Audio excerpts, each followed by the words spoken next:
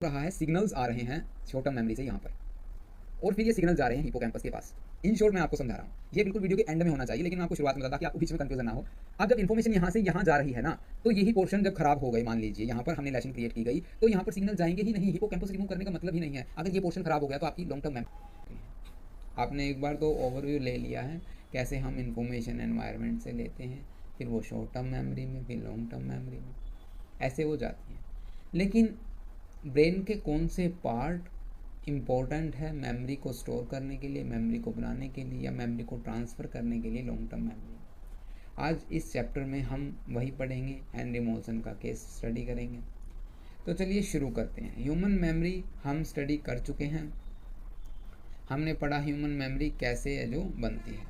अब हम बात करेंगे ब्रेन डैमेज और एमनेशिया के बारे में। देखिए, ब्रेन डैमेज और एमनेशिया क्या है, आप लोगों को पता होना चाहिए। जब भी कोई हमें चोट लगती है, ब्रेन पे लगा लीजिए, दिमाग पे लगा लीजिए, सिर पे लगा लीजिए, कोई ट्रामा हो गया या फिर कोई डैमेज डिसीज़ की वजह से, जब भी इन सभी फैक्टर्स की वजह से हमारे ब्रेन में किसी चीज़ की कमी होना, डेफिशिएंसी होना, डेफिशिएट होना, वो एमनेशिया कहलाएगा। एमनेशिया किस किस तरह के हो सकते हैं? हो सकता है आप अपनी याददाश्त भूल जाएं, हो सकता है आप नई मेमोरीज़ बनाने में कैपेबल ना हो, और हो सकता है आपके जो शॉर्ट टर्म मेमोरी और लॉन्ग टर्म मेमोरी अफेक्ट कर जाए। तीनों पॉइंट मैंने यहाँ पे लिखे हुए हैं। Incapable in learning new things, cause a loss of previous knowledge which affects our short term memory, long term memory.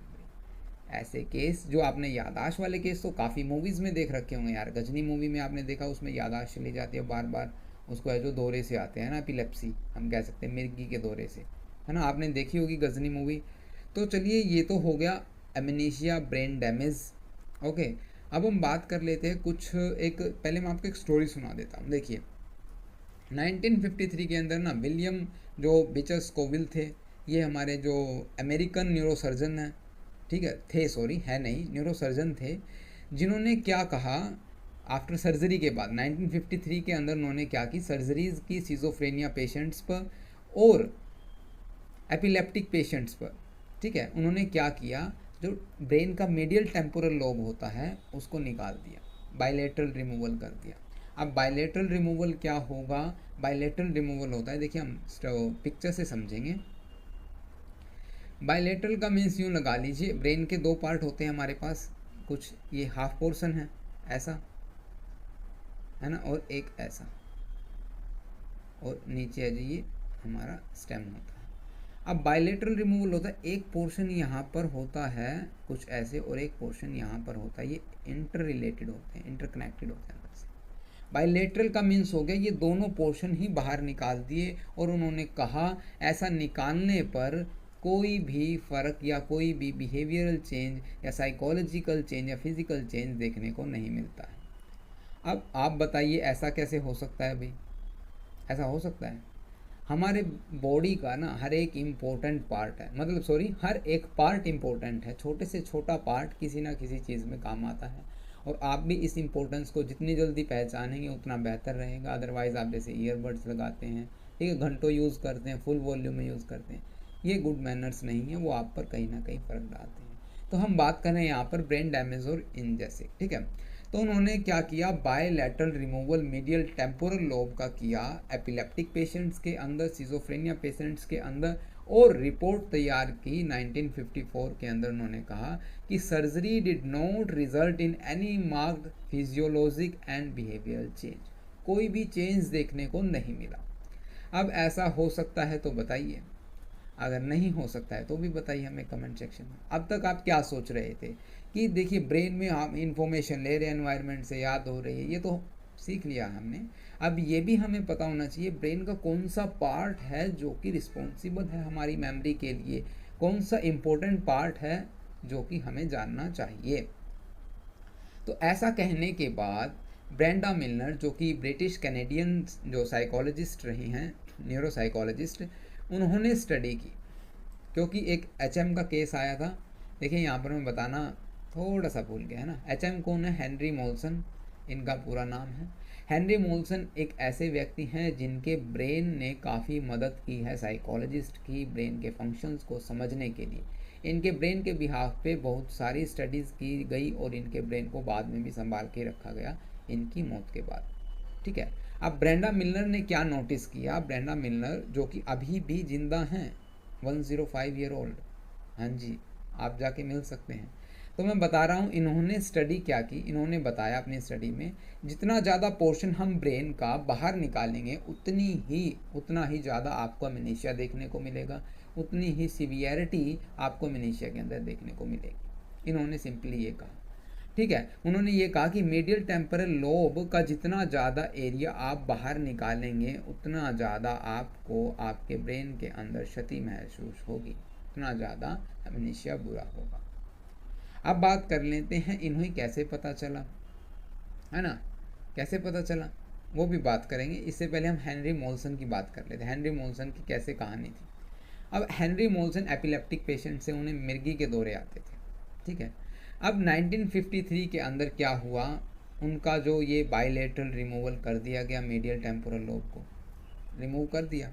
अब रिमूव तो कर दिया, अब उनकी जो एपिलेप्टिक जो कंडीशंस थी, एपिलेप्सी के जो उनको जो मिर्गी के दौरे आते थे, उनके अंदर काफ़ी इम्प्रूवमेंट दिखी, उनका जो ठीक होने लगे वो धीरे धीरे। लेकिन ऐसा चलता रहा। ठीक है भाई, शुरुआत में तो सबको अच्छा लगता है, लेकिन 1.5 ईयर के बाद उन्होंने नोट किया, हेनरी मोल्सन के जो डॉक्टर थे उन्होंने नोट किया, अब या उनके घर वालों ने नोट किया कि अब HM है, हम HM का यूज़ करेंगे। हेनरी मोल्सन बड़ा नाम नहीं लेंगे, HM लेंगे।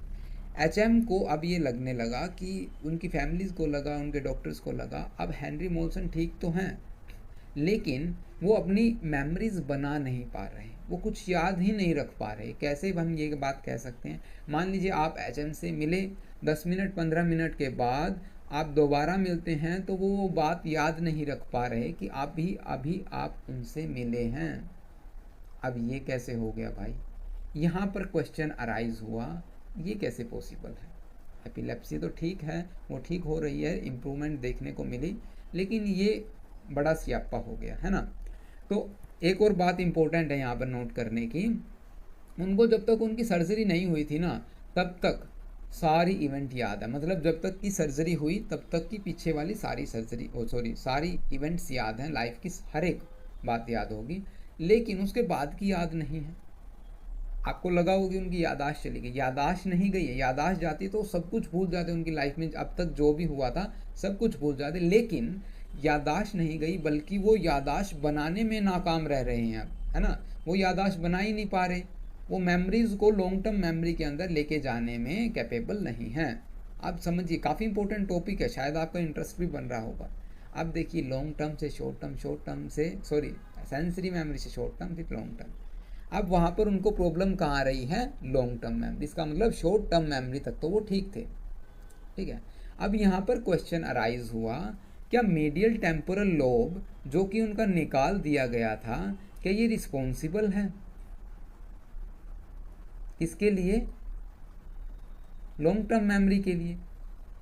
आपके दिमाग में भी एक क्वेश्चन अराइज होना चाहिए, क्या जो मीडियल टेम्पोरल लोब की वजह से उसका जो निकाल दिया गया वो पोर्शन, वो रिस्पॉन्सिबल है, वो लॉन्ग टर्म मेमोरी नहीं बना पा रहा?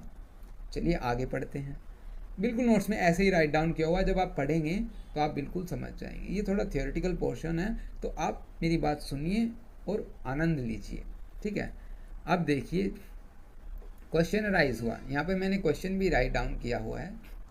यहाँ पर ये क्वेश्चन है जो कि अराइज हुआ, which area of the medial temporal lobe cause the long term memory loss in HM। Medial temporal lobe का कौन सा हिस्सा मेमोरी जो कि लॉन्ग टर्म मेमोरी को बनाने में ज़रूरी है, जो कि उसका रिमूव हो चुका था, ठीक है। अब MRI की गई, मैग्नेटिक रेजोनेंस इमेजिंग, उससे ये पता चला कि जो HM का क्या किया, हिपोकैम्पस ही नहीं, हिपोकैम्पस अब क्या होता है, ये भी क्वेश्चन अराइज हो गया। हिपोकैम्पस को अभी हम पिक्चर के अंदर दिखाएंगे, ठीक है। तो हिपोकैम्पस के साथ साथ उनका सराउंडिंग जो कॉर्टेक्स है वो भी निकाल दिया गया। चलिए हिपोकैम्पस पर चलते हैं। देखिए यहाँ पर ये हिपोकैम्पस है, देख पा रहे हैं हिपोकैम्पस।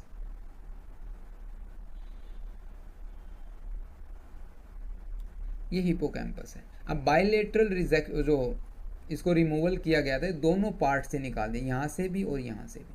अब हिपोकैम्पस के साथ साथ ये जो साइड वाला पोर्शन है ये भी उनका निकाल दिया गया, नियोकॉर्टेक्स एरिया भी है जो रिमूव कर दिया गया ब्रेन से। अब ऐसे कैसे कर दिया भाई, पता नहीं चला होगा ना डॉक्टर्स को, अब ऐसे ही कह सकते हैं हम तो अब ये क्वेश्चन अराइज हुआ हिपोकैम्पस के बाद, ये पता चला कि हिपोकैम्पस, क्या जब हम मान लीजिए अगर अकेला हिपोकैम्पस निकालते तो क्या वो ही रिस्पॉन्सिबल होता? तो ये भी अच्छा क्वेश्चन है ना, कि जो लॉन्ग टर्म मेमोरी वो बना नहीं पा रहा है, वो क्या, उसको इशू क्या हो रहा है, सेंसरी मेमोरी से शॉर्ट टर्म मेमोरी पर इन्फॉर्मेशन तो जा रही है लेकिन लॉन्ग टर्म मेमोरी में नहीं इन्फॉर्मेशन जा पा रही। अब उसका निकाल दिया भैया हिपोकैम्पस, और उसके जो सराउंडिंग कॉर्टेक्स उसको भी निकाल दिया। अब कौन सा पार्ट ज़रूरी है? क्या हिपोकैम्पस अगर हम निकाल देंगे तो क्या आप याददाश्त बना ही नहीं पाएंगे? बताइए, अब ये क्वेश्चन अराइज होता है ना। तो अब एक और पेशेंट आ गए उसी टाइम, आरबी, जो कि अपनी मेमोरी खो चुके थे reduction of blood brain surgery के दौरान। बाईपास सर्जरी हो रही थी, जो ब्लड की कमी से उनके अंदर है जो प्रॉब्लम हुई, ठीक है। अब एंट्रोग्रेड अमीनीशिया और रेट्रोग्रेड अमीनीशिया, दो अमीनीशियाज, ठीक है, दो अमीनीशिया। अमीनीशिया भी दो प्रकार के होते हैं, एक तो एंट्रोग्रेड अमीनीशिया, एक रेट्रोग्रेड अमीनीशिया। अब ये आपको समझना जरूरी है कि एंट्रोग्रेड अमीनीशिया मतलब याददाश्त जाने में और याददाश्त बना ना पाने में क्या फ़र्क है। एंट्रोग्रेड अमीनीशिया क्या होगा, inability to create new memories, कि आपको अपनी जो पुरानी मेमोरीज हैं वो तो याद हैं लेकिन अब आप नई मेमोरीज बनाने में कैपेबल नहीं हैं। और रेट्रोग्रेड अमीनीशिया क्या होगा, inability to recall past memory, कि आप पास्ट मेमोरीज को रिकॉल कर पाने में कैपेबल नहीं हैं। I hope you can understand. अब बात करते हैं आरबी के केस की। एचएम के केस में क्या हुआ, हिपोकैम्पस और उसके सराउंडिंग कॉर्टेक्स को निकाल दिया गया। आरबी के केस में सिर्फ उसका हिपोकैम्पस खराब था और अमिगला ठीक था। अब अमिगला क्या होता है ना। अब ये 2-3 टर्म्स नहीं आएंगी, बिल्कुल 4, 5, 6, 7 टर्म्स आएंगी जो कि आपको समझनी होगी, जो आपके यूजीसी नेट में भी काम आएंगी। अब आरबी की जो दिक्कत थी वो सिर्फ हिपोकैम्पस तक सीमित थी, ठीक है, हिपोकैम्पस में प्रॉब्लम थी उनके, ठीक है। अब ये अनुमान लगाया जाने लगा कि हिपोकैम्पस ही है जो कि रिस्पॉन्सिबल है, जो कि लॉन्ग टर्म मेमोरी को स्टोर करने में मदद करता है। आरबी के केस से ये अनुमान लगाया जाने लगा। अब ठीक है, यहाँ तक सब रुक गए भाई, ठीक है, हिपोकैम्पस हमने मान लिया, अगर हम हिपोकैम्पस को निकाल देंगे तो हम न्यू मेमोरीज को बनाने में कैपेबल नहीं होंगे। अब हम बात करते हैं अल्कोहलिक कोर्सकॉफ सिंड्रोम एंड डायनसेफलिक अमेनीशिया, ठीक है। अब क्या है, हमने पढ़ा कि हिपोकैम्पस रिस्पॉन्सिबल है हमारी लॉन्ग टर्म मेमोरी को स्टोर करने के लिए, मेमोरीज को बनाने के लिए। या एमेनीशिया किसकी वजह से होता है, हिपोकैम्पस के रिमूवल से, हम ये कह सकते हैं। लेकिन एक और स्टडी सामने आई, ये कहती है कि अगर डैमेज हो जाता है अदर रीजन के अंदर, जो ब्रेन के जो दूसरे पार्ट हैं उनके अंदर भी अगर कोई डैमेज हो जाता है, जैसे कि midline structure of the diencephalon of the brain के अंदर अगर डैमेज हो जाएगा तो आपको एमेनीशिया देखने को मिलेगा। Strokes, tumours, metabolic problems due to trauma, chronic alcoholism में because damage to these midline subcortical region. अब कोर्सकॉफ ने क्या कहा कि अगर कोई व्यक्ति लगातार अल्कोहल कंज्यूम कर रहा है तो उसकी बॉडी के अंदर, ब्रेन के अंदर विटामिन डेफिशिएंसी की वजह से ब्रेन डैमेज देखने को मिल सकता है। ये भी एक रीज़न रहा है एमनीशिया का, ठीक है। अब रही बात animal model of memory. Animal model of memory को समझते हैं, इस टॉपिक का नाम एनिमल मॉडल ऑफ मेमोरी क्यों रखा गया। देखिए, अब हमें ये पता चल गया कि हिपोकैम्पस और सराउंडिंग कॉर्टेक्स को समझा जाता था लॉन्ग टर्म मेमोरी के सपोर्ट के लिए। तो अब हमें स्टडी करनी थी, लेकिन जो मीडियल टेम्पोरल लोब का कौन सा हिस्सा है, जो मीडियल टेम्पोरल लोब में भी काफ़ी हिस्से हैं, ठीक है, काफ़ी पार्ट्स हैं, उनको मिलाकर मीडियल टेम्पोरल लोब बना है, उसका कौन सा हिस्सा रिस्पॉन्सिबल है लॉन्ग टर्म मेमोरी के लिए, या सिर्फ हिपोकैम्पस ही रिस्पॉन्सिबल है। इस स्टडी के लिए मंकी को चूज़ किया गया कि हम मंकी पर स्टडी करेंगे।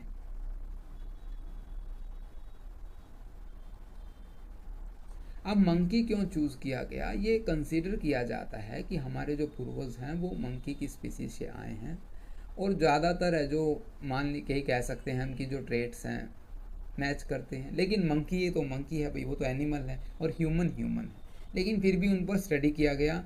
ये आप पैराग्राफ पढ़िएगा। अब स्टडी क्या किया गया ये चलते हैं, ये काफ़ी इंटरेस्टिंग है। मोर्टिमर मिश्किन ने अब ये कैसे पता लगाया जाए ब्रेन का कौन सा हिस्सा है, मिडिल टेम्पोरल लोब का कौन सा हिस्सा जो मेमोरी के लिए या जो लॉन्ग टर्म मेमोरी के पास इंफॉर्मेशन जाती है उसके लिए रिस्पॉन्सिबल है। देखिए इन्होंने क्या किया, मेमोरी इम्पेयरमेंट जानबूझकर करेंगे, ठीक है। कौन से हिस्से में की, हिपोकैम्पस में की और अमिगला में की।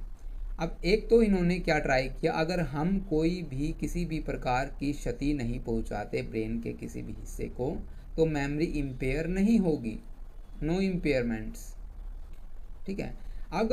अगर हम हिपोकैम्पस और अमिगला के अंदर छेड़खानी करते हैं या उनके साथ है जो लेशन क्रिएट करते हैं वहाँ पर, तो क्या पाया जाता है वहाँ पर, इनको मिला मोर्टिमर मिश्किन को कि अमिगला वॉज ए की स्ट्रक्चर इन द मेमोरी। इन्होंने कहा कि अमिगला का इम्पोर्टेंट रोल है मेमोरी के अंदर। अब अमिगला किसे कहेंगे, हिपोकैम्पस किसे कहेंगे। देखिए अमिगला ये वाला पोर्शन है जो ये रेड कलर का आप देख रहे हैं यहाँ पर, ये अमिगला है, ठीक है। यहाँ पर राइट डाउन किया हुआ है कि react to stress and emotional arousal. ये स्टडी के बाद पता चला, अभी तक ये कंसीडर किया जा रहा था मोर्टिमर मिश्किन के दौरान कि अमिगला है मेमोरी के अंदर काफ़ी इम्पोर्टेंट रोल है जो प्ले करता है, ओके। अब हिपोकैम्पस का ये कंसीडर किया जाता है कि मेमोरी को ये स्टोर करता है, स्टोर लर्निंग एंड मेमोरी को, तो यहाँ पर ये कहा गया, ठीक है। अब हम चलते हैं आगे। अब आपने ये तो मान लिया होगा, शायद मैं कह रहा हूँ इसलिए या शायद आपने अभी पढ़ा कि हिपोकैम्पस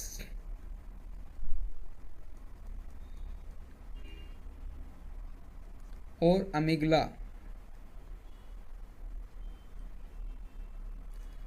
इन पर स्टडी की गई। इन्होंने ये कहा कि ये रिस्पॉन्सिबल है मेमोरी के अंदर। लेकिन आरबी का केस आपको याद है, आरबी के केस के अंदर क्या था, सिर्फ उनका हिपोकैम्पस खराब था, हिपोकैम्पस रिमूव किया गया था, अमिगला को तो छेड़ा ही नहीं था। तो अमिगला मेमोरी पर कैसे इंपॉर्टेंट रोल प्ले कर सकता है। क्वेश्चन अराइज हुआ, in RB case anterograde amnesia brain have lesion only hippocampus part, no damage in amygdala, तो which part is important in memory of human brain. Question फिर arise हो गया, question पे question, question पे question, फिर research होती जा रही है, ठीक है। अब आप ये रिसर्च के अंदर एग्जाम्पल भी ले सकते हैं, ठीक है। तो इस क्वेश्चन का जवाब पाने के लिए स्टार्ट जोला और उनके कलीग ने 1993 के अंदर ऐसी एक स्टडी की जहां पर लेशन क्रिएट की गई अमिगला के पोर्शन पर एंटोरहिनल कॉर्टेक्स, पेरीहिनल कॉर्टेक्स और surrounding neocortex of parahippocampal gyrus. अब ये क्या क्या हैं भाई, ये भी समझते हैं। देखिए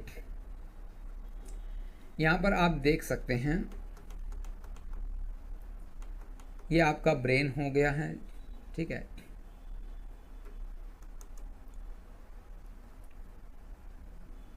ये अमिगला, देखिए पर्पल कलर का यहाँ पर अमिगला, इसके साथ ही यहाँ पर जो ये येलोइश कलर का दिख रहा है आपको, ये है पेरीहिनल कॉर्टेक्स, ठीक है, पेरीहिनल कॉर्टेक्स। और यहाँ पर पैरा हिपोकैम्पल कॉर्टेक्स है, ये लाइट ग्रीन कलर का आप देख पा रहे होंगे, लाइट ग्रीन कलर का। हिपोकैम्पस आप समझ ही गए होंगे, हिपोकैम्पस तो ये कंप्लीट यूं है पूरा, ठीक है। अब एंटोरहिनल कॉर्टेक्स है यहाँ पर, देखिए अब ये बायलेटरली रिमूव किए गए थे। देखिए ये बिल्कुल सही इमेज है, कुछ यूं लगा लीजिए, ये ब्रेन के इस हिस्से में है और ये ब्रेन के दूसरे हिस्से में है, आप यूं कंसीडर कर लीजिए। अब ये पोर्शन भी निकाल दिया गया और ये पोर्शन, मतलब एक साथ निकाल दिए गए। अमिगला, hippocampus, para हिपोकैम्पल cortex, perirhinal cortex और एंटोरहिनल कॉर्टेक्स, ये सभी रिमूव करके देखे, इनको इनसे क्या पता चला। अब इनका रिजल्ट्स आप यहाँ से बिल्कुल समझ सकते हैं, अमिगला क्या है, पेरीहिनल कॉर्टेक्स क्या है, एंटोरहिनल कॉर्टेक्स क्या है, ठीक है। अब देखिए भैया क्या हुआ, अब डैमेज अगर किया गया तो यहाँ पर surrounding cortex of hippocampus and amygdala, और वही बात, अगर हम डैमेज करेंगे नहीं तो कोई फ़र्क पड़ेगा ही नहीं हम इस उस पर, क्या कहते हैं इसको, ब्रेन पर हमारे, ठीक है। तो यहाँ पर रिजल्ट क्या निकलता है, यदि cortex surrounding hippocampus having no lesion then no memory deficit. Main important question जो राइज हुआ था अभी जो रिसेंट मोर्टिमर मिश्किन की स्टडी में, वो क्या राइज हुआ था कि अमिगला रिस्पॉन्सिबल है या नहीं है। तो अमिगला को समझने के लिए क्या किया गया, अमिगला में वो लेशन क्रिएट की ही नहीं गई, ठीक है। तो अमिगला में जब लेशन क्रिएट की नहीं गई और यहाँ पर लेशन क्रिएट की गई जो पैरा हिपोकैम्पस या हिपोकैम्पस और सराउंडिंग कॉर्टेक्स पर, तो हमें कमी देखने को मिली, वहाँ पर है जो मिनीशिया देखने को मिला। या फिर हम कह सकते हैं अमिगला के अंदर है जो आपको क्या किया गया, लेशन क्रिएट की गई, और हिपोकैम्पस और उसके सराउंडिंग एरिया को छेड़ा ही नहीं गया, उनके साथ छेड़खानी की ही नहीं गई, तो वहाँ पर मेमोरी डेफिशिएट आपको देखने को मिली नहीं। तो हम यहाँ से क्या कह सकते हैं, अमिगला का कोई रोल नहीं है मेमोरी के अंदर। बिल्कुल क्लियर यहाँ से रिजल्ट निकलता है, अमिगला का कोई रोल नहीं है। रोल किसका है, हिपोकैम्पस का और उसके सराउंडिंग एरिया का। फिर से स्टडी की गई स्टार्टजोला और उनके कलीग्स के द्वारा। अब इस स्टडी के अंदर ये जानने की कोशिश की गई, हिपोकैम्पस और उसके सराउंडिंग एरिया तो ठीक है, क्या हिपोकैम्पस ही है, only hippocampus responsible for memory loss, है ना, या लॉन्ग टर्म मेमोरी हम कह सकते हैं। ये समझते हैं। देखिए अब की बार जो लेशन क्रिएट की गई वो कहाँ पर की गई, पैरा हिपोकैम्पल और पेरिहिनल कॉर्टेक्स, जो कि मैंने पिक्चर में दिखाया था अभी, है ना, इन दो पोर्शन में लेशन क्रिएट की गई। अब क्या हुआ, मेमोरी डेफिशिएट अकर्ड, यहाँ पर मेमोरी को क्षति पहुंची, मेमोरी लॉस देखने को मिला। अब ये कंफ्यूजन देखिए क्या हुआ, आरबी के केस में सिर्फ हिपोकैम्पस पार्ट रिमूव किया गया था। गजब की बात है ना, हिपोकैम्पस, अमिगला, पेरिहिनल कॉर्टेक्स और पैराहिपोकैम्पल कॉर्टेक्स, ये सभी जो कन्फ्यूज़न क्रिएट कर रहे हैं, कौन सा पार्ट इम्पोर्टेंट है। समझने वाली बात यह है, हिपोकैम्पस जो कि आरबी के केस में रिमूव किया गया था, और जो मंकी के केस में हिपोकैम्पस और के नियोकॉर्टेक्स एरिया पर स्टडी की गई, वहाँ से क्या कंपैरिजन निकल रहे हैं।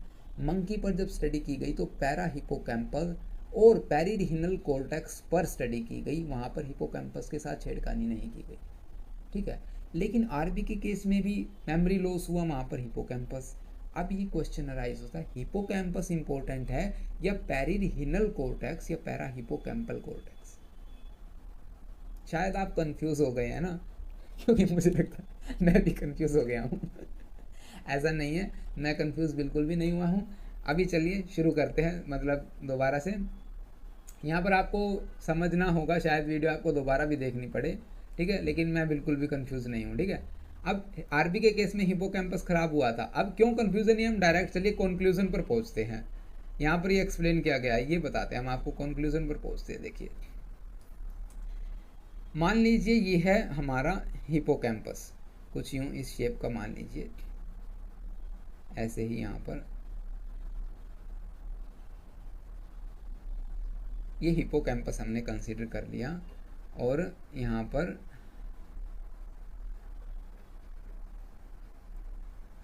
ये कंसीडर कर लीजिए पेरिहिनल कॉर्टेक्स और पैरा हिपोकैम्पल कॉर्टेसिस। अब क्या हो रहा है, सिग्नल्स आ रहे हैं शॉर्ट टर्म मेमोरी से यहाँ पर, और फिर ये सिग्नल जा रहे हैं हिपोकैम्पस के पास। इन शॉर्ट मैं आपको समझा रहा हूँ, ये बिल्कुल वीडियो के एंड में होना चाहिए, लेकिन मैं आपको शुरुआत में बता ताकि आपको बीच में कन्फ्यूज़न ना हो। अब जब इन्फॉर्मेशन यहाँ से यहाँ जा रही है ना, तो यही पोर्शन जब खराब हो गए, मान लीजिए यहाँ पर हमने लेशन क्रिएट की गई, तो यहाँ पर सिग्नल जाएंगे ही नहीं, हिपोकैम्पस रिमूव करने का मतलब ही नहीं है। अगर ये पोर्शन खराब हो गया तो आपकी लॉन्ग टर्म मेमोरी अफेक्ट होगी, दैट्स इट, और कुछ है ही नहीं। यहाँ पर आप देख सकते हैं, it is explain the fact that parahippocampal and perirhinal cortex area send input to the hippocampus. ये हिपोकैम्पस के पास सिग्नल सेंड करते हैं, ठीक है। If these vital connections are damage the hippocampus is unable to function properly, तो hippocampus काम करेगा ही नहीं। ओवरऑल कंक्लूजन ये निकला। अब मैं एक बार आपको इन शॉर्ट सारा बता देता हूँ कैसे क्या हुआ, ठीक है। देखिए, सबसे पहले मोर्टिमर मिश्किन ने स्टडी की हिपोकैम्पस और अमिगला के अंदर, अमिगला, ठीक है। अब एचएम का केस था जहाँ पर हिपोकैम्पस और उनका नियोकॉर्टेक्स निकाल दिया गया था, मतलब सराउंडिंग एरिया, आप ये समझ लीजिए, ठीक है। आरबी के केस के अंदर ओनली हिपोकैम्पस निकाला गया था, अमिगला के साथ कोई छेड़खानी नहीं की गई थी, नो छेड़खानी, ठीक है। तो क्या हुआ, यहाँ पर हिपोकैम्पस को रिस्पॉन्सिबल कंसिडर किया जाता था और अमिगला को भी इम्पोर्टेंट माना जाता था मेमोरी के अंदर। लेकिन अब ये बताइए, यहाँ पर जब आरबी के केस के अंदर अमिगला खराब हुआ ही नहीं, उसको भी मेमोरी लॉस हुआ, और ये कह रहे हैं अभी अमिगला जो मेमोरी में इंपॉर्टेंट रोल करता है, तो यहाँ से ये क्लियर होता है कि अमिगला का कोई रोल नहीं है, ठीक है। ये कंपैरिजन, ये क्वेश्चन अराइज हो रहा है कि अमिगला है जरूरी या नहीं है। तो जोला ने क्या किया, पेरिहिनल, पैराहिपोकैम्पल, नियोकॉर्टेक्स और इन सभी, और अमिगला, इन सभी पोर्शन में उन्होंने लेशन क्रिएट की गई। अब यहाँ पर उन्होंने ये नोट किया, अमिगला में जब लेशन क्रिएट की गई सिर्फ अमिगला के अंदर, तो कोई भी प्रॉब्लम देखने को नहीं मिली। तो यहाँ से ये कंक्लूजन निकल गया कि अमिगला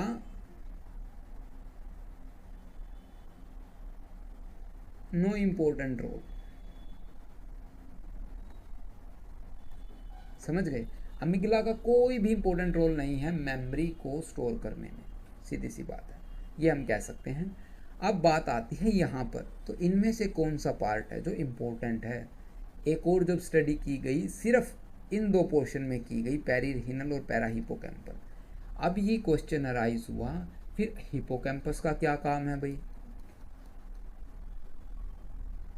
है ना। हिपोकैम्पस का क्या काम है, हिपोकैम्पस का भाई कोई काम नहीं है। हिपोकैम्पस इनसे सिग्नल लेता है, इनपुट इनसे मिलती है, इंफॉर्मेशन इन दो पोर्शन से होकर गुजरती है। अगर इन दो पोर्शन में कमी आ जाती है, लेशन क्रिएट हो जाती है, डैमेज हो जाता है, तो हमें मेमोरी लॉस देखने को मिलेगा। ये स्टडी इस चैप्टर का कंक्लूजन है। आई होप आप समझ गए होंगे। किसी भी प्रकार का छोटे से लेकर बड़ा कन्फ्यूज़न आप हमसे कमेंट सेक्शन में पूछ सकते हैं।